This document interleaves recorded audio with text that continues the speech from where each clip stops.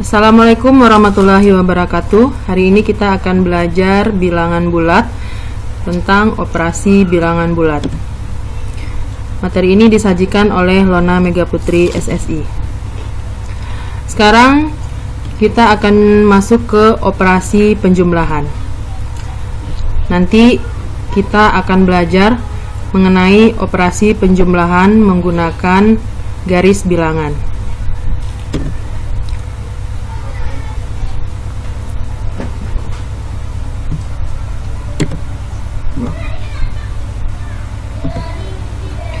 Penjumlahan bilangan bulat dapat diselesaikan menggunakan garis bilangan. Hal ini bisa kita kerjakan untuk bilangan yang sederhana. Sedangkan untuk angka yang lebih besar, kita akan menggunakan materi yang lain lagi. Bilangan positif di sini akan sepadan dengan maju ke arah depan. Bilangan bulat negatif sepadan dengan mundur ke arah belakang. Tanda operasi tambah sepadan dengan lanjutkan perjalanan. Sedangkan tanda operasi kurang sama artinya dengan balik arah atau balik badan. Contohnya ini.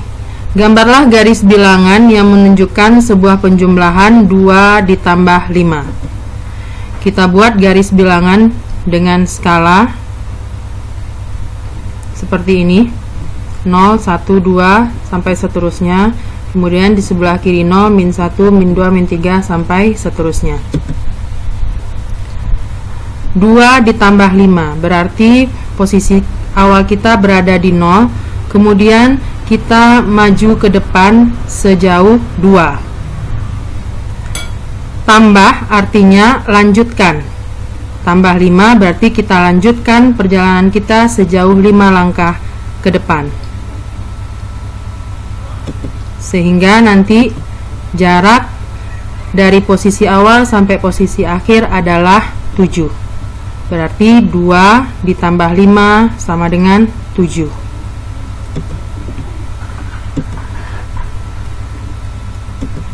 Contoh kedua.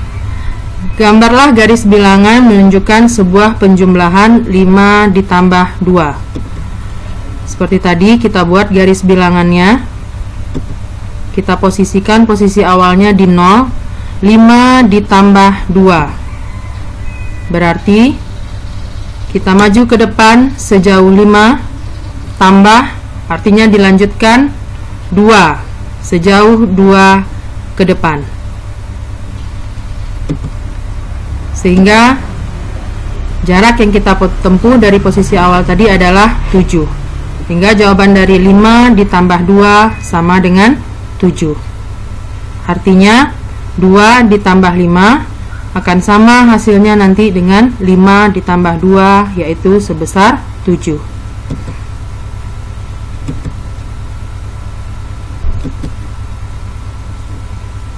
Soal berikutnya. Di sini ada penjumlahan bilangan bulat positif dan bilangan bulat negatif. 5 ditambah min 2. Bagaimana bentuk garis bilangannya? Berarti posisi awal tetap di 0. 5 berarti kita maju ke depan sejauh 5. Ditambah dilanjutkan dengan min 2. Min 2 artinya adalah kita mundur ke belakang sejauh 2 langkah. Sehingga sekarang posisi kita berada di 3. Berarti 5 ditambah min 2 hasilnya adalah 3.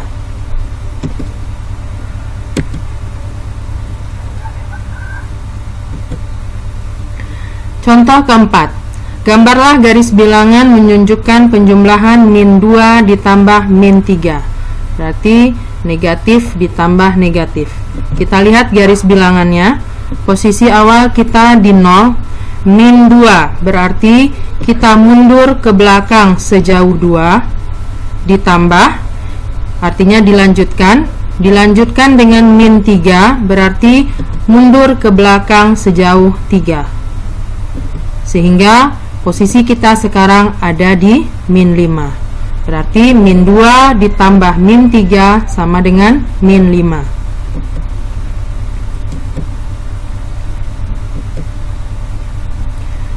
Contoh berikutnya, gambarlah garis bilangan yang menunjukkan sebuah penjumlahan 5 dikurang 2.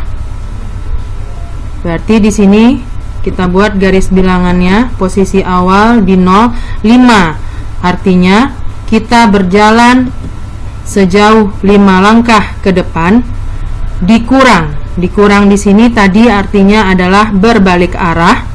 Berbalik arah sejauh 2.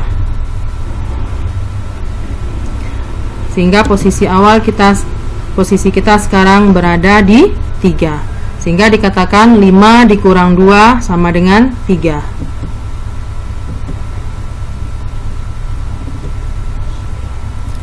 Berikutnya pengurangan 5 dikurang min 2.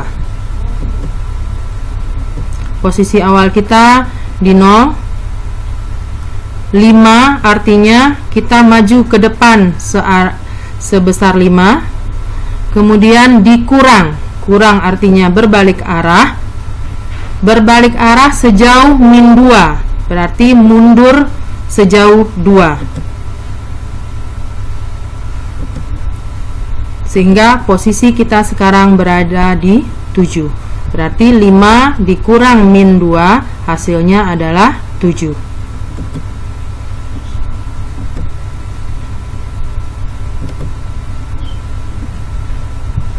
Sekarang pengurangan negatif dengan negatif. Negatif 5 dikurang negatif 2. Posisi awal kita di 0.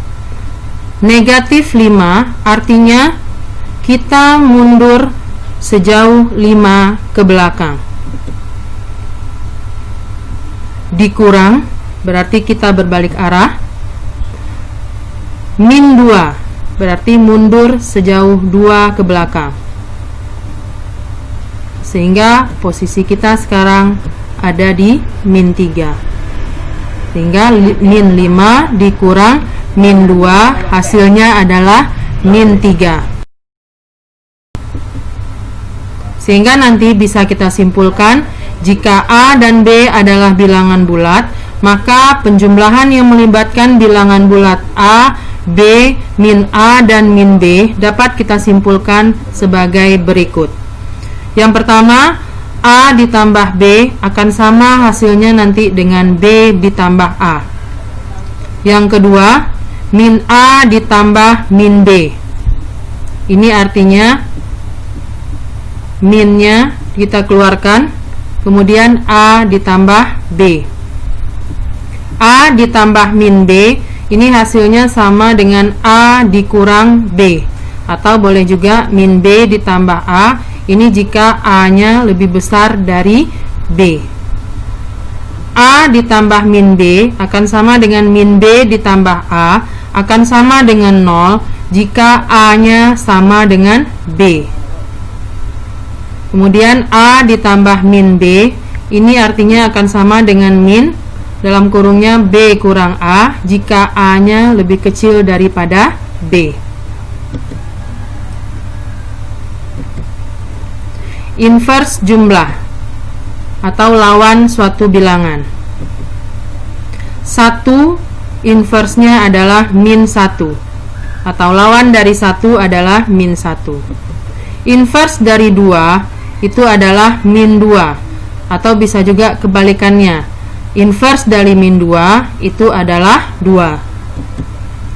Inverse dari 3 itu adalah min 3, atau lawan dari min 3 adalah 3.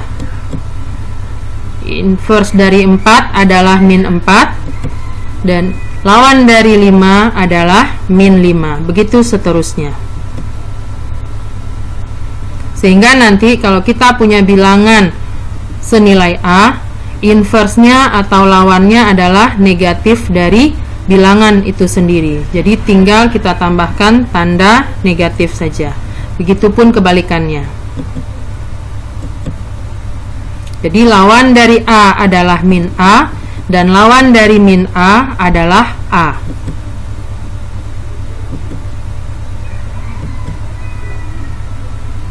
Kita dapat mengumpulkan sifat-sifat pada setiap pasangan bilangan sebagai berikut. Jika bilangan yang satu positif, maka pasangannya adalah negatif. Contohnya, 1 berpasangan dengan min 1, 2 berpasangan dengan min 2, dan seterusnya. Kemudian, selisih bilangan yang berpasangan itu dengan 0 menghasilkan bilangan yang berlawanan. Contohnya, 0 dikurang 1 itu hasilnya sama dengan min 1. Dan 0 dikurang dari min 1 hasilnya adalah 1. 0 dikurang 2 sama dengan min 2. Dan 0 dikurang min 2 hasilnya adalah 2. Yang ketiga, jumlah kedua bilangan yang berpasangan itu akan sama dengan 0. Contohnya, 1 ditambah min 1 sama dengan 0, 2 ditambah min 2 sama dengan 0, 3 ditambah min 3 sama dengan 0, sampai seterusnya. Sehingga A ditambah min A hasilnya adalah 0.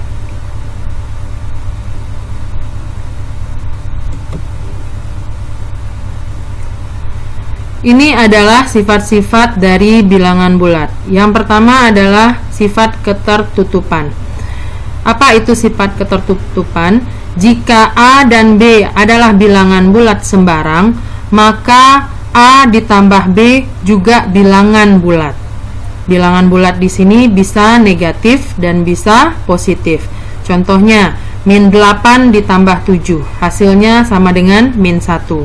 Min 8 adalah bilangan bulat, 7 adalah bilangan bulat, hasil penjumlahannya juga adalah bilangan bulat. Begitu seterusnya. Yang kedua, sifat komutatif. Apa itu sifat komutatif? Sifat komutatif adalah jika A dan B masing-masing bilangan bulat sembarang, maka akan berlaku hitungan A ditambah B sama dengan B ditambah A. Jadi sifat komutatif ini penjumlahannya boleh kita balik, hasilnya akan sama saja. Contohnya, min 3 ditambah 8 hasilnya akan sama dengan 8 ditambah min 3, yaitu 5. Ini adalah sifat dari penjumlahan. Kemudian yang ketiga, asosiatif. Apa itu sifat asosiatif? Sifat asosiatif adalah jika kita punya bilangan bulat 3 buah yang kita musalkan dengan A, B, dan C, maka nanti akan berlaku A ditambah B dalam kurung ditambah C akan sama hasilnya dengan A ditambah B ditambah C dalam kurung. Maksudnya apa? Yang di sebelah kiri ini, ruas di sebelah kiri ini, yang pertama kita cari adalah A ditambah B. Kemudian nanti hasilnya baru kita jumlahkan dengan C.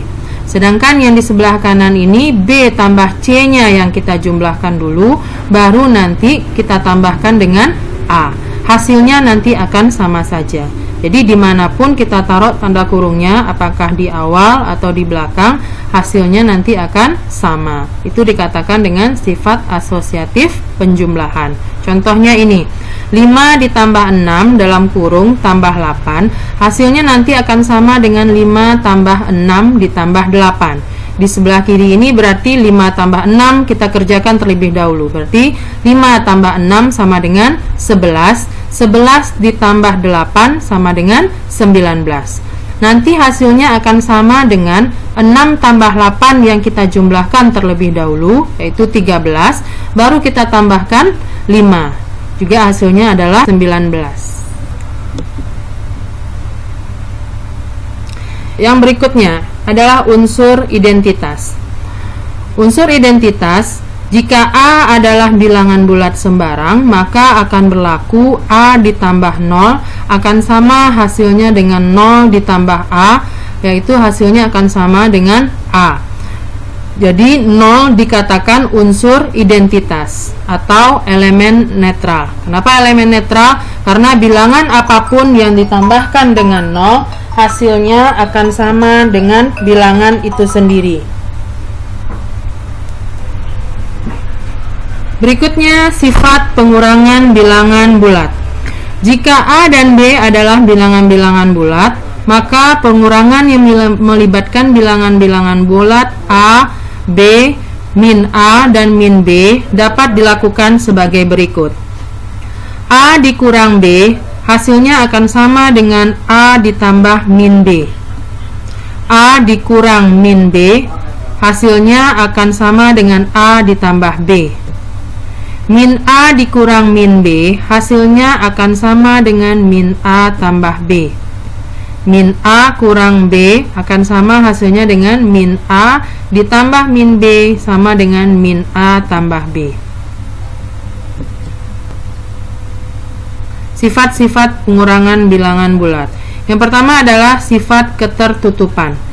Sifat ketertutupan adalah jika A dan B adalah bilangan bulat, maka hasil dari A kurang B akan selalu bilangan bulat juga.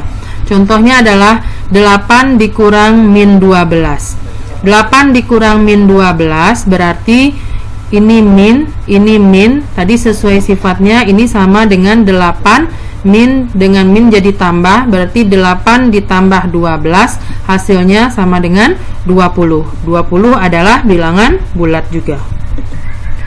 Yang kedua adalah sifat komutatif. Sifat komutatif tidak berlaku pada pengurangan. Kenapa tidak berlaku pada pengurangan?